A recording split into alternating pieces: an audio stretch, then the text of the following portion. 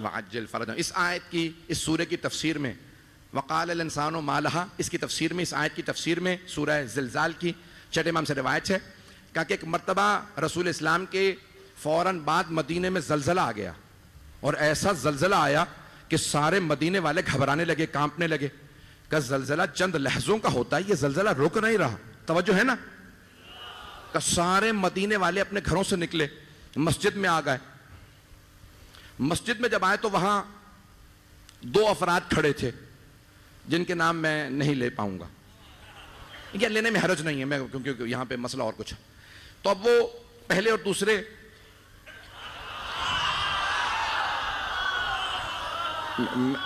کیونکہ میں کوئی تبرہ وغیرہ نہیں پڑھ رہا ہوں تو اس لیے میں نام لے سکتا ہوں یہاں پہ. تو ایک مرتبہ تمام کے تمام مسلمان آئے اور دونوں سے کہا کہ زلزلہ رک نہیں رہا، ہمارے دل دہل رہے ہیں، بچے رو رہے ہیں، خواتین کی آنکھوں میں آنسو ہیں. ایک مرتبہ دونوں نے کہا کہ ہم خود کانپ رہے ہیں. کہ کیا جائے، مسجد نبوی ہے، ذرا کوئی واسطہ دو. پہلے نے دوسرے کو دیکھا، کیا کریں؟ دوسرے نے پہلے سے کہا چلو علی کے پاس چلیں. اب کوئی خاموش نہیں بیٹھے گا، میں خون جگر دے رہا ہوں. تو ایک مرتبہ دونوں چلے، کہا مدینے والوں ہمارے ساتھ چلو، علی کے پاس چلتے ہیں.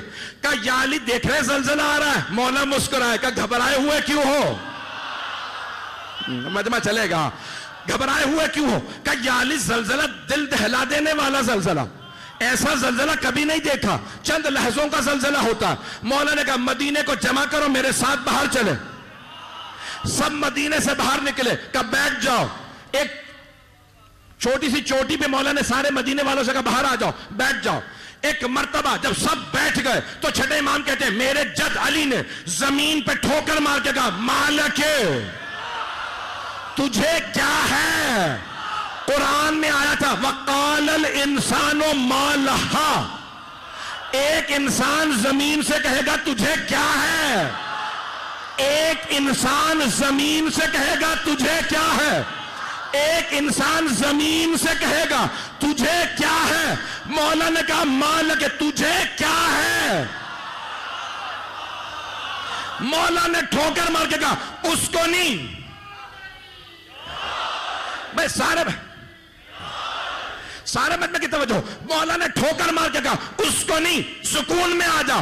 زلزلہ تھم گیا، زلزلہ رک گیا. مولا نے ایک مرتبہ مدینے والوں کو دیکھا کہ تم نے سورہ زلزال نہیں پڑھی. سورہ میں آیا ایک انسان کہے گا زمین سے تجھے کیا ہے، کیونکہ زمین ہے تراب، مٹی، علی ہے ابو تراب. بنام خدائے رحمان رحیم. آیت نمبر 1 اذا زلزلت الارض زلزالہا، جب لرزا دی جائے گی، ہلا دی جائے گی، جب زمین کو ایک زلزلے کے ذریعے لرزا دیا جائے گا. اور یہاں مراد قیامت جب آئے گی تو اس وقت آنے والا زلزلہ ہے، جیسے کہ آنے والی آیات خود اس پر گواہی دے رہی ہیں. وَأَخْرَجَتِ الْأَرْضُ أَثْقَالَهَا، اور نکال دے گی، خارج کر دے گی زمین اپنے اثقال کو، اپنے وزنوں کو، یعنی جو کچھ زمین کے سینے کے اندر ہے اسے باہر نکال دے گی. وَقَالَ الْإِنسَانُ مَا لَهَا، اور انسان کہے گا اسے کیا ہے، یعنی اسے کیا ہو گیا ہے. کس کو؟ زمین کو.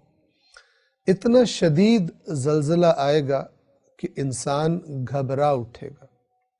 اب جب اس زلزلے کی شدت دیکھے گا زمین کی تو تعجب سے اور اس ایک عجیب و غریب کیفیت جو اس پر طاری ہوگی وہ پکار اٹھے گا وَقَالَ الْإِنسَانُ مَا لَهَا. انسان کہے گا اسے کیا ہو گیا. اتنا شدید زلزلہ، اور یہ ساری ٹیکنالوجی جو تھی اور ہم جس پر انحصار کر رہے تھے کہ ان عمارتوں کو کچھ نہ ہوگا، یہ زلزلہ ایسی تباہی مچا رہا ہے. تو یہ حالت تعجب اور ایک عجیب سی کیفیت جو اس زلزلے کو دیکھ کر اس حالت میں طاری ہوگی، اس حالت میں یہ الفاظ گویا کہ انسانوں کے منہ سے نکلیں گے.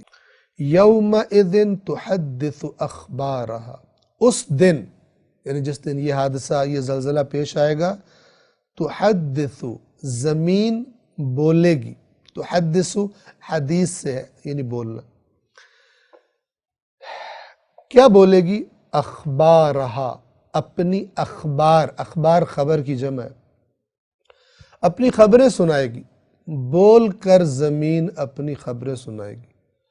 اب جو زلزلے سے تعجب میں تھا انسان کہ یہ کیا ہو گیا زمین کو، میری ساری ٹیکنالوجی اس کے سامنے فیل ہو گئی ہے، اس کو ایک اور عجیب و غریب چیز کا سامنا کرنا پڑے گا، اور وہ کیا کہ وہ دیکھے گا کہ زمین نے سب کچھ، سارا ڈیٹا، سارا ریکارڈ باتوں کا، اعمال کا اپنے اندر محفوظ کیا ہوا تھا، اور وہ اللہ کی بارگاہ میں رپورٹ کرے گی۔